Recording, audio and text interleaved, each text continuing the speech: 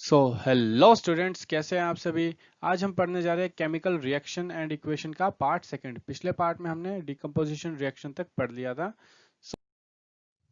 So displacement reaction वो reaction होती है जिसमें एक more reactive element less reactive element को डिस्प्लेस कर देता है, कहाँ से, उसके ही कंपाउंड में से। सो एलिमेंट कोई भी हो सकता है जो डिस्प्लेसमेंट करने वाला है, मेटल भी हो सकता है और नॉन मेटल भी हो सकता है।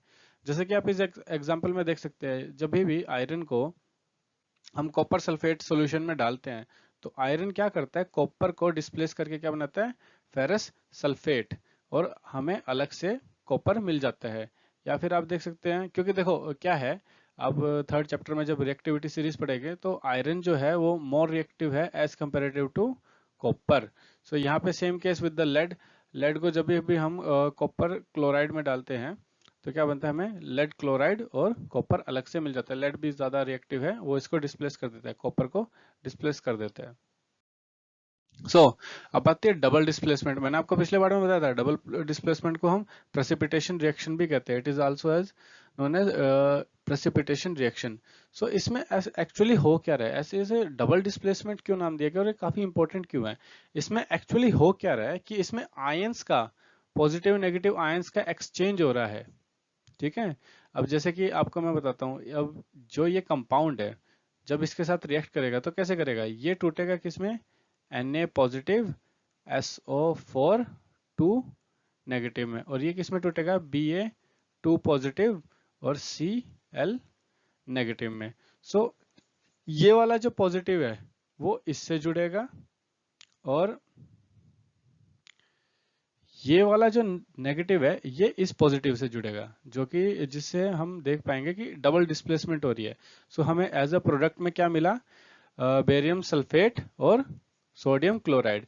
अब मैंने इसे प्रेसिपिटेशन रिएक्शन और इसे इतना खास क्यों बोला था, प्रेसिपिटेशन रिएक्शन इसलिए क्योंकि अब जब इन दोनों की रिएक्शन होगी तो हमें ये जो कंपाउंड है बेरियम सल्फेट, ये सॉलिड फॉर्म में ऐसे लिक्विड मतलब टेस्ट ट्यूब में ऐसे डॉट डॉट डॉट डॉट से करके मिलेगा, एज अ सॉलिड फॉर्म में, इनसॉल्युबल फॉर्म में मिलेगा, और ये लिक्विड फॉर्म में मिलेगा, एक्वस सॉल्यूशन में मिलेगा। जैसा कि आप इस में देख सकते हैं, आपको ये काफी सारे दिख रहे होंगे, छोटे छोटे छोटे पार्टिकल्स। ठीक है, ये क्या है, एक इनसॉल्युबल सब्सटेंस बन जाता है। ये पानी मतलब इसमें इस सॉल्यूशन में मिला नहीं होता, आप इसे सेपरेट कर सकते हैं, आप देख ही सकते हैं। इसके ऊपर एक काफी अच्छा क्वेश्चन बनता है, ये तो आपके एनसीईआरटी का आई थिंक 13th क्वेश्चन है। इसमें पूछा हुआ गया है कि डिस्प्लेसमेंट और डबल डिस्प्लेसमेंट रिएक्शन में अंतर क्या है। डिस्प्लेसमेंट रिएक्शन में एक्चुअली में हो क्या रहा है, एक more reactive element less reactive को डिस्प्लेस कर रहा है। ठीक है, आपके पास ये एग्जांपल देख सकते हैं, जिंक ज्यादा रिएक्टिव होता है, वो कॉपर को डिस्प्लेस कर देगा। जबकि यहाँ पे क्या हो रहा है, दो एटम्स टूट के उसके आयंस एक्सचेंज हो रहे हैं। ठीक है, ये एग्जांपल हमने अभी अभी देखा है। ओके, इसके ऊपर ये आई थिंक, हाँ, ये 14th क्वेश्चन ही है एनसीईआरटी का। तो इसमें पूछा जा रहा है कि जो रिफाइनिंग ऑफ सिल्वर होता है उसको हम कैसे करते हैं। अब देख सकते हैं कि जो सिल्वर नाइट्रेट है उसको जब हम कॉपर के साथ मिलाते हैं तो याद रखना, कॉपर के बाद जो सबसे कम रिएक्टिव है वो सिल्वर है, और एल्यूमिनियम है और प्लेटिनम है। ये तीनों बहुत ही कम रिएक्टिव है। तो ये क्या करेगा, कॉपर इनको डिस्प्लेस कर देगा। कॉपर इसको डिस्प्लेस करके कहाँ आ जाएगा, नाइट्रेट के साथ कंबाइन होके कॉपर नाइट्रेट बना देगा, और सिल्वर हमें अलग से मिल जाएगा। तो ये रिफाइनिंग ऑफ सिल्वर में भी काम आता है कॉपर। ओके, ये लास्ट क्वेश्चन है इस पूरे के पूरे एनसीईआरटी में, डबल डिस्प्लेसमेंट के ऊपर। इसमें पूछा गया है कि प्रेसिपिटेशन रिएक्शन कौन सी होती है। प्रेसिपिटेशन रिएक्शन वो होती है जिसमें एक इनसॉल्युबल सॉलिड बनता है, किसके अंदर, उस सॉल्यूशन के अंदर एक इनसॉल्युबल सॉलिड बन के बाहर निकलता है। प्रेसिपिटेट्स थपके से बन के निकलते हैं, जैसे कि आप इसमें देख सकते हैं, जो है सोडियम कार्बोनेट को जब भी हम कैल्शियम क्लोराइड के साथ रिएक्ट कराते हैं तो हमें क्या मिलता है, कैल्शियम कार्बोनेट और सोडियम क्लोराइड।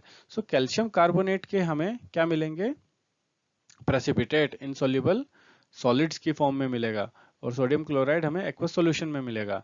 सो आपको जैसे ये टेस्ट ट्यूब है, आपको ये अलग से साइडों में यूं जमा हुआ मिल जाएगा, जो ये सोडियम कार्बोनेट है। अब आते हैं सबसे इंपॉर्टेंट, रेडॉक्स रिएक्शन। रेडॉक्स का मैंने नाम बताया था, reduction and oxidation reaction. Redox reaction में क्या हो रहा होता है, अगर जैसे हमें देखना है कि कहीं पे ऑक्सीडेशन हुई है, तो ऑक्सीडेशन को हम कैसे पहचान पाएंगे? अगर उस एलिमेंट ने, उस कंपाउंड ने ऑक्सीजन को गेन किया या फिर हाइड्रोजन एटम को लूज किया है, तो हम क्या कहेंगे? ऑक्सीडेशन हुआ है। या फिर रिडक्शन कहेंगे, कब कहेंगे? जब उसने हाइड्रोजन को गेन किया हो और ऑक्सीजन को लूज किया हो। ओके, सो इस रिएक्शन में आपको क्या देखना है कि ऑक्सीडाइजिंग एजेंट कौन है? ऑक्सीडाइजिंग एजेंट वो होता है जो आपको ऑक्सीजन दे या फिर आपसे हाइड्रोजन लेके चला जाए। ठीक है, मैं यहाँ कह रहा हूँ ऑक्सीजन देना या फिर हाइड्रोजन लेके चला जाए, वो होगा आपका ऑक्सीडाइजिंग एजेंट। ऑक्सीडाइजिंग एजेंट का खुद का रिडक्शन हो रहा होता है। ओके, और रिड्यूसिंग एजेंट क्या होता है? रिड्यूसिंग एजेंट वो एजेंट होता है जो आपको हाइड्रोजन दे या फिर आपसे ऑक्सीजन लेके चला जाए। ओके, सो जैसा कि आप इतनी देर से सोच रहे ये लेना देने की क्या बात हो रही है। सो यहाँ पे कॉपर ऑक्साइड को देखिए, यहाँ पे कॉपर ऑक्साइड है। ओके, यहाँ पे खाली कॉपर है, यानी कॉपर ऑक्साइड से कॉपर बना, यानी इसने क्या किया? लॉस ऑफ ऑक्सीजन, यानी ऑक्सीजन इसने छोड़ दी, तो इसका क्या हो रहा है? रिडक्शन। इसने अपनी ऑक्सीजन छोड़ के किसको दी? हाइड्रोजन को, यानी हाइड्रोजन ने गेन करिए, H2O बनाया है, तो क्या हुआ है? Gain of oxygen means oxidation, यानी हाइड्रोजन का तो यहाँ पे ऑक्सीडेशन हुआ है और कॉपर का यहाँ पे रिडक्शन हुआ है। आपसे क्वेश्चन में, 1 नंबर के क्वेश्चन में पूछ सकते हैं कि भाई इसमें क्या हो रहा है, ऑक्सीडेशन किसका हो रहा है, रिडक्शन किसका हो रहा है। सो ये एनसीईआरटी का आपका 17th क्वेश्चन है। इसमें पूछ रहा है कि एक शाइनी ब्राउन कलर का एलिमेंट है जिसको हमने एक्स नाम दिया गया है। जब उसको हीट करते हैं एयर के अंदर तो वो ब्लैकिश हो जाता है। तो बताओ वो एक्स एलिमेंट है कौन सा? सो सिंपल है, जब भी हम कॉपर को ऑक्सीजन के प्रेजेंस में हीट करते हैं तो क्या बनाता है? Copper oxide. ठीक है, और ये होता है ब्लैक कलर का। अब यहाँ पे आप क्या देख सकते हैं? यहाँ पे क्या हुआ? यहाँ पे खाली क्या था? कॉपर था। कॉपर से कॉपर ऑक्साइड बना, यानी इसने क्या किया? गेन ऑफ ऑक्सीजन, यानी इसका क्या हुआ? ऑक्सीडाइजेशन। ओके, सो यहाँ पे हुआ ऑक्सीडेशन ऑफ कॉपर। ओके, अब इसमें ही आता है कोरोजन। कोरोजन क्या है? कोरोजन एक ऐसा प्रोसेस है जिसमें जो मेटल है वो अपने सराउंडिंग्स की वजह से, सराउंडिंग में क्या होगा मेटल के? ऑक्सीजन होगी, वाटर होगा, या फिर कोई एसिडिक गैस हो सकती है, कुछ भी हो सकता है, उसकी साथ इंटरेक्ट करके अपनी जो पावर है, अपनी जो करेक्टरिस्टिक है, उसे चेंज कर ले। जैसे कि हमारे पास एक सबसे फेमस केस है कोरोजन का। देखो, कोरोजन का मतलब वो जंग लगना नहीं होता। कोरोजन का मतलब होता है कि मेटल किस अपने आसपास की चीजों के साथ रिएक्ट करके, ऑक्सीजन, वाटर या किसी गैस के साथ रिएक्ट करके अपनी वैल्यूज, अपनी प्रॉपर्टीज चेंज कर ले। जबकि रस्ट क्या होता है? रस्ट सिर्फ और सिर्फ आयरन का होता है। ओके, रस्टिंग ऑफ आयरन होता है, रस्टिंग ऑफ एल्यूमिनियम नहीं होता है कभी भी। सो इसमें क्या हो रहा होता है कि जब आयरन जो है ऑक्सीजन और मॉइस्चर के साथ रिएक्शन करके एक रेडिश सब्सटेंस बना ले, उससे जिसे हम कहते हैं रस्ट। तो रस्टिंग ये प्रोसेस है। सो रेंसिडिटी क्या है? रेंसिडिटी होता है कि जो भी हमारी खाने की चीजें हैं जिनमें ऑयल या फैट कंटेंट है, वो हमारे आसपास की चीजें जैसे एयर हो गया, ऑक्सीजन हो गया, इनके साथ रिएक्ट करके उनका टेस्ट और स्मेल चेंज हो जाए, उसे हम क्या कहते हैं? रेंसिडिटी हो जाना। ओके, जैसे कि आप देखते होगे कि आप जब लेज लेके आते हो या कुरकुरे लेके आते हो तो उसके आप अंदर देखते होगे आप बहुत सारी गैस भरी होती है। वो क्यों होती है? ताकि वो जो चीजें हैं, वो जो चिप्स है, वो फैटी जो हमारा सब्सटेंस है, वो बाहर की ऑक्सीजन के साथ रिएक्ट ना कर पाए। ओके, सो रेंसिडिटी को प्रिवेंट करने के 2-4 तरीके हैं।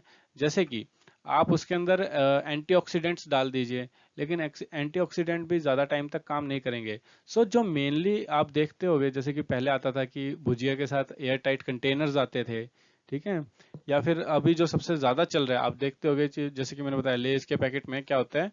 आपको काफी सारी हवा मिलती है। वो हवा कौन सी होती है? नाइट्रोजन गैस की। नाइट्रोजन गैस बहुत ज्यादा स्टेबल होती है। ठीक है, नाइट्रोजन गैस के अंदर ट्रिपल बॉन्ड होता है नाइट्रोजन के साथ ही। सो इसलिए क्या होता है कि ये किसी और को अंदर रिएक्ट ही नहीं करने देती किसी भी चीज से। ये खुद तो चिप से रिएक्ट होती नहीं, और अंदर कुछ है नहीं जो चिप्स के साथ रिएक्ट करे या किसी भी ऑयली फैटी चीज के साथ रिएक्ट करे। इस वजह से क्या होता है कि ये सब हमारा जो ये खाना है काफ़ी टाइम, लंबे टाइम तक चल जाता है, फैटी या फिर ऑयली खाना जो होता है। ओके, सेम चीज़ अगर हमें, सीधी बात है, हमारा क्या मोटिव है, हमें इन दोनों, हमें हमारे जो खाना है ऑयली या फैटी जो खाना है उसकी हमें रिएक्शन किससे रोकनी है, ऑक्सीजन के साथ रोकनी है। तो हमने क्या बीच में बैरियर खड़ा किया, या तो नाइट्रोजन को खड़ा कर दो, या फिर क्या करो, एयर टाइट कंटेनर ले आओ। ओके, या फिर हम इस खाने के अंदर ही एंटीऑक्सीडेंट डाल दे जो ऑक्सीजन के साथ रिएक्शन ही ना होने दे। सेम हमें अगर किसी चीज़ को कोरोजन से बचाना है, रस्ट से बचाना है, तो हमारे पास कुछ एक तरीके हैं, जैसे कि हम पेंट कर देते हैं। आपने देखा होगा ना, घरों में लोहे के आइटम्स को पेंट कर देते हैं, या फिर हम क्या करते हैं, उन पे ऑयलिंग कर देते हैं, ठीक है, या ग्रीसिंग कर देते हैं। ये सब क्यों करते हैं, ताकि जो ऑक्सीजन है, जो हमारे आउटर जो एयर में प्रेजेंट है ऑक्सीजन, वो सीधा आयरन के साथ रिएक्ट ना कर पाए। आयरन और ऑक्सीजन के बीच में एक वॉल क्रिएट कर देते हैं हम, पेंट करके या फिर ऑयलिंग करके, ग्रीसिंग करके। एक जो सबसे ज्यादा यूज होता है मेथड, वो होता है गैल्वेनाइजेशन। गैल्वेनाइजेशन में क्या करते हैं कि हम आयरन के ऊपर एक लेयर चढ़ा देते हैं, किसकी, जिंक की लेयर चढ़ा देते हैं, जिंक की लेयर चढ़ा देते हैं, जिसकी वजह से क्या होता है, अगर ऑक्सीडेशन होना होता है या ऑक्सीजन के साथ रिएक्शन होनी होती है तो जिंक की होती है, ना कि आयरन की होती है, जिससे हमारा जो आयरन की कोई चीज है वो लास्ट लॉन्ग चलता है। ओके, सो ये कुछ इंपॉर्टेंट पॉइंट्स है इस चैप्टर के, अगर आप पढ़ना चाहें तो आप सब पढ़ सकते हैं। ये मैंने बड़े आराम से, आप इस वीडियो में पॉज कर करके या स्क्रीनशॉट लेके पढ़ सकते हैं। ठीक है, ये एक टाइप की समरी है, इसमें वही चीजें हैं जो मैंने बताई गई हैं। Okay, or if you like this video, please subscribe, rate, review, and recommend this video. And thank you for listening, and God bless you all.